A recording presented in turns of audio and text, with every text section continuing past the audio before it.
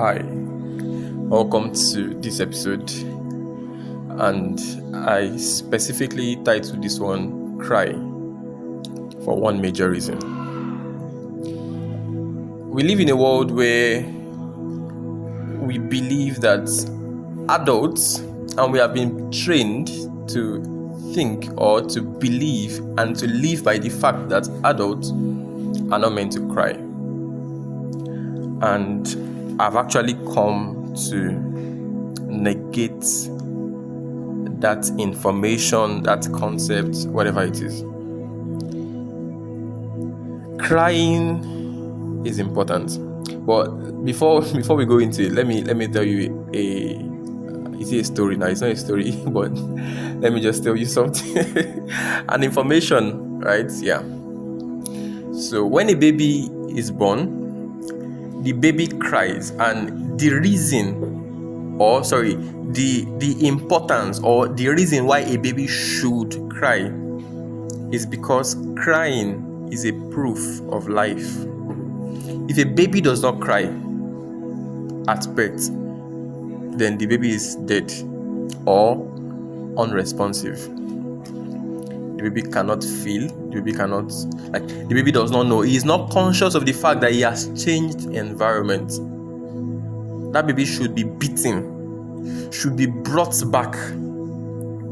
Should be brought back to the consciousness, should be brought back to life by flogging, wiping, beating, shaking to make sure that the child cries. Now, one important reason why they cry is because when they are in the womb of the mother, they breathe through the placenta, through the umbilical cord from the mother to their navel, and so on and so forth. I don't know all of those biological stuffs, but that's how they breathe. So in the womb, their nose is filled with fluid, the womb fluid. So like water-like stuff is in their nose. So when they are removed from the womb and they are separated from the placenta and the umbilical cord is cut off, the new way to now breathe is through their nose.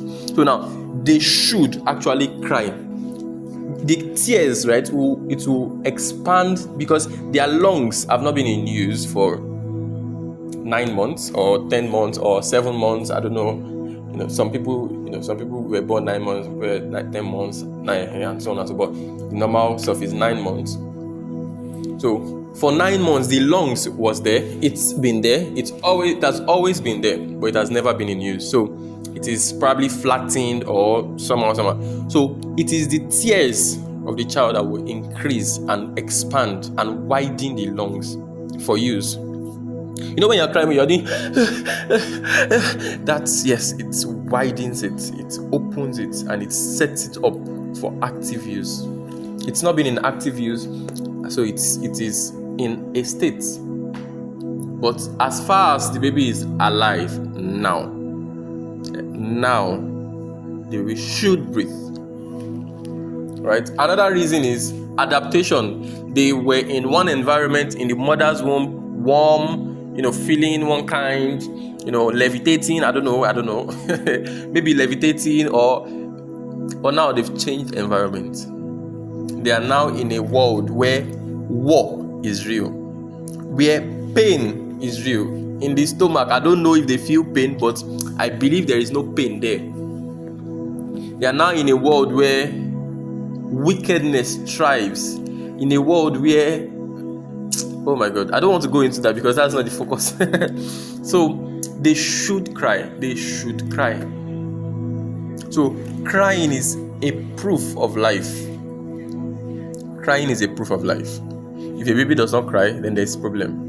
In fact, in the days of old, like olden days, like I don't know now, maybe 18 something and early 19 something, they actually kill babies that don't cry. Like at birth, if the baby does not cry, they kill the child because they believe this one is something else, blah blah blah, and all of this nonsense. But you see how important crying is. Now I know you might want to say, that's for a child now. An adult should not cry. What does an adult want to cry for? But that's not my context. I want to show you another form of crying. that you should actually pay attention to and should always do. If you don't cry this type of cry, or this cry that I want to tell you, then you will not thrive. You have to first cry before you thrive. It is first cry before thrive. Now, let me tell you this kind, or the kind of cry I'm talking about. When a woman, I'm sorry, I'm using pregnancy, pregnancy. Well, yeah, pardon me. When a woman is due for delivery, she's in labor, the water broke, and she's in labor, and she wants to put to bed. That woman should not be demure. You know what I mean by demure? The woman should not form steez. The woman should not act posh and steez and all of these things. She should by all means lose her steez.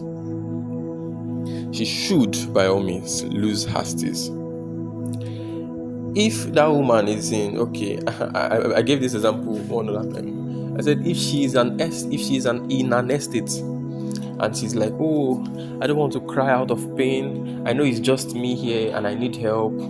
I know I need somebody to assist me because I can't walk, my waist, the pain, everything. The baby is heavy, my back, everything is just turned upside down. I know I need help, but no, I don't want to shout. We are in an estate. In this estate, it is to shout. That woman will die of the pain. She will die of the pain. The necessary response to that kind of pain is to cry. She won't get help until she cries. See, the truth is, even if her husband is in the room and she's saying, honey, seems like I'm in labor, the husband will not take her serious because he would think it's the normal pain you have been feeling for 9 months. Because in pregnancy, yes, you will feel it. Carrying another life inside of you, you will definitely feel it. If you're saying like, I think I'm in labor, the husband will think it's just the normal pain you feel, and he might say, sorry, can I come and help you rub it? Can I come and hold you? Can I? But when you shout, hey, I don't want to shout. But when you shout, when you cry, the earth will know that yes, something else is about to get birthed. They will know that you are serious, and that is the only time you will get help. Do you know that? I don't know, but I'm not so sure. I'm sure, but I don't know. I'm not so sure of how they put it now. I don't know. Is it first stage of labor and second? I'm not so sure of how they put it. But in labor, there are stages. I don't know if this term is correct, but I know that there are stages. So there is stage 1 labor, stage 2. I don't know maybe the stage they get to before they now. There is a way you feel pain, and then the doctor will still be like, no, she's not ready. I know she's in labor, but this is still stage 1. It's not ready yet. When it gets to this stage, I know what she will do, and that is as a response of how the woman will cry. Do you know that when you are not in labor, when your water is still intact, it has not broken, even if you are feeling pain, you still act demure. Like the demureness will be there. You still act with steez, with class, with all of this. But there is a way you respond when the water is broken. There is a way you have to respond, and that is what I'm talking about. For everything that will be bettered, a cry must go ahead. For every life that will continue to live, cries must go ahead. Now let me bring it down to the context of what I'm talking about. I just give you all of those examples so you can understand the importance of crying, or of crying, anyhow you want to put it. Now, crying in this context, in this my context now, crying in this my context is when you need help. A lot of people, when they need help, they just feel, I've heard a lot of people say things like, oh, I know that I'm procrastinating. I know that I'm not supposed to be procrastinating, saying that I'm supposed to do this, I'm supposed to do that, and I'm supposed to do this, but I'm procrastinating. And this person that's supposed to help me, I know that he's supposed to help me, but he's busy, and I think he's busy. Like, he's doing a lot of things. I've heard foolish stuff like, I'm masturbating. I'm struggling with masturbation. I'm struggling with pornography. Yeah, but this person that should help me, this person, I think this person is busy. See, it might sound like wisdom, but it is utmost foolishness. Foolishness at the best or the top level.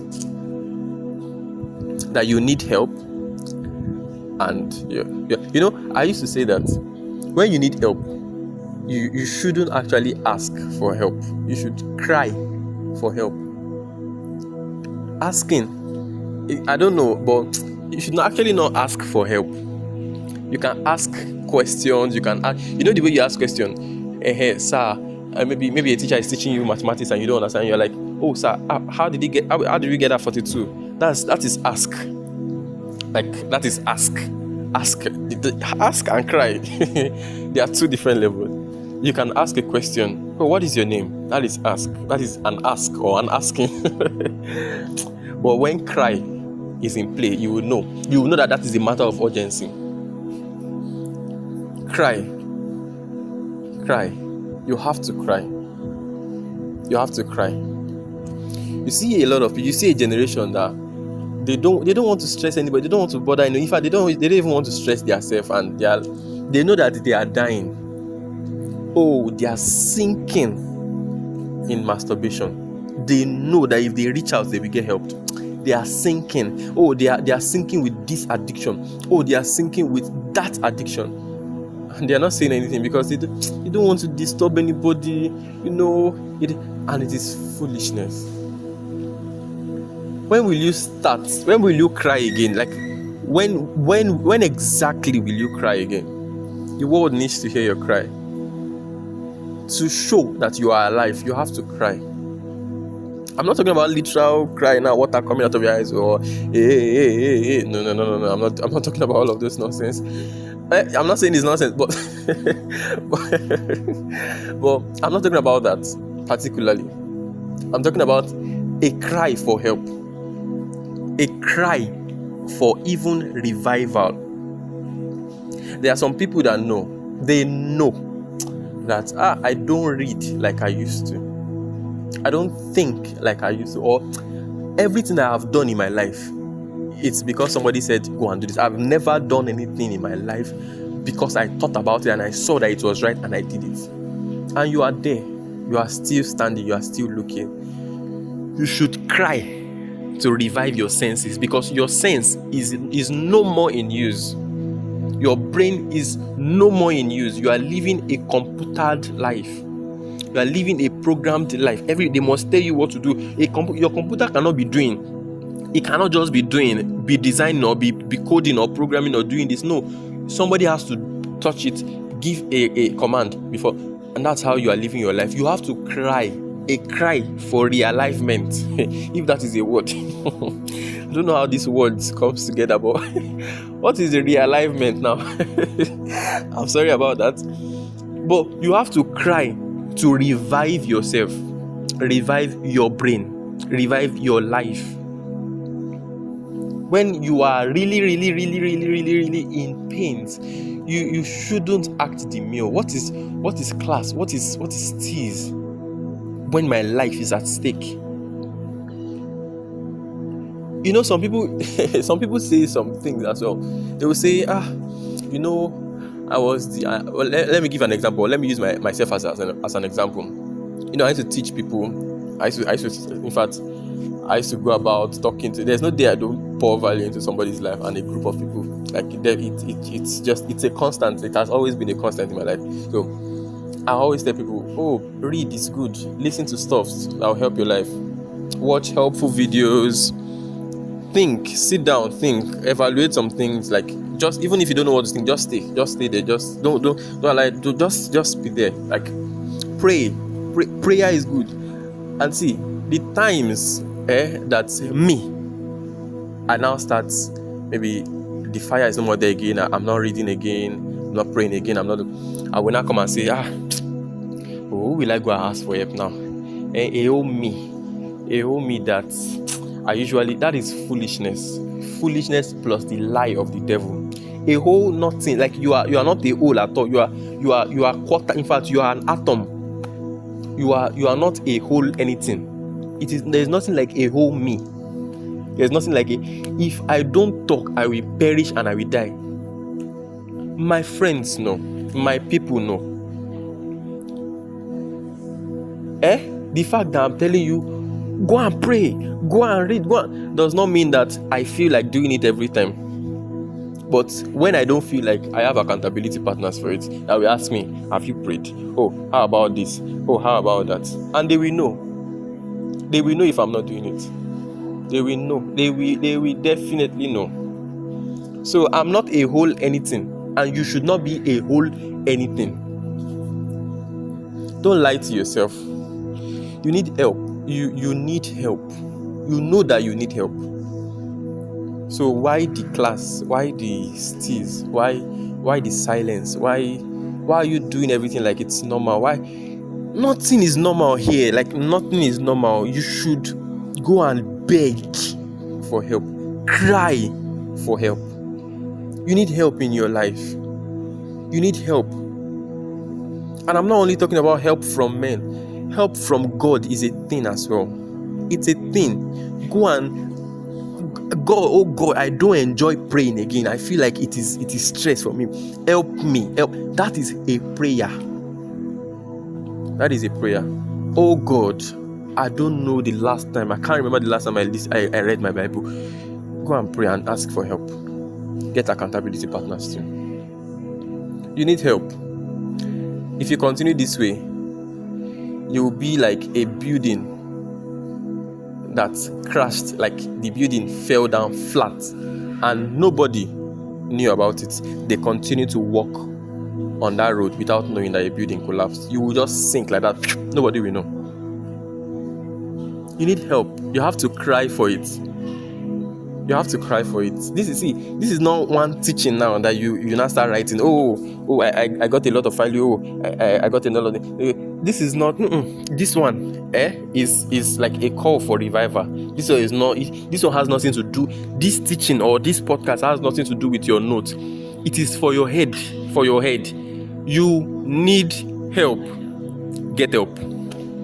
Go and get help. I don't care if that person is the busiest person on this earth. Go and get help. You are looking at your life here. Your life is more important than anybody's busy schedule. Because he's busy, I don't want to stress him, but you are dying. Go and get help. Go and get help. It's so foolish for you to say that he's busy. I don't know if he will have my time. I don't know. I don't want to stress him. That is foolishness. Please do away with it and get help. I beg you. For your life's sake, go and get help. Cry for help. Cry for help. You need to cry. You need to cry again. You have been a big boy. You have been a big girl all your life. Cry now. Cry for help. Cry in the comment section. Nobody is looking at you. Cry in that person's DM. Call that person and cry. Cry. Show. Raise your hand. Show that you need help. Show them. Don't die. Don't die like that. You don't have to die. When you can get help, you don't have to die. Helpers are around everywhere. They are flying around, but you are there. You have sunk so deep into the pool of pornography because you feel like, the people that can help me, or I don't know if anybody can help me. You have sunk so like you have sunk so deep in that pool that is so hard to get yourself out now. And you are still saying, I don't, this is privacy, I don't want people to, so that they'll not start looking. Shut up and cry. You don't know. I don't know who said this, but he said when you play, how did they put it? When you play with the devil, he will stay longer than you want him to stay. he will stay longer than you want him to stay. So if you say, I don't want to, this is a privacy. There are levels to this privacy thing. Oh, I don't want them to know that I just struggling with masturbation. At least tell some. If you cannot tell somebody, then shout. Because it's your life. Sincerely speaking, it is your life. The devil will swallow you so bad that you will cry for help when nobody can help you anymore. So now, cry. There is nothing about privacy. This is your life. It's just like you choosing privacy over living. Can you imagine how foolish that is? Do you know how much you've been called into earth and this life to do? You want to, because of privacy, deprive of yourself of life and deprive the people that you will impact. You want to deprive them of all of the things that you bless them with. You want to deprive this world of all of the things you bless us with for privacy's sake. To me, dear, that is foolishness. Please, priority here, priority. Your privacy does not matter when you are sinking. You are sinking. See. Let me give you another illustration.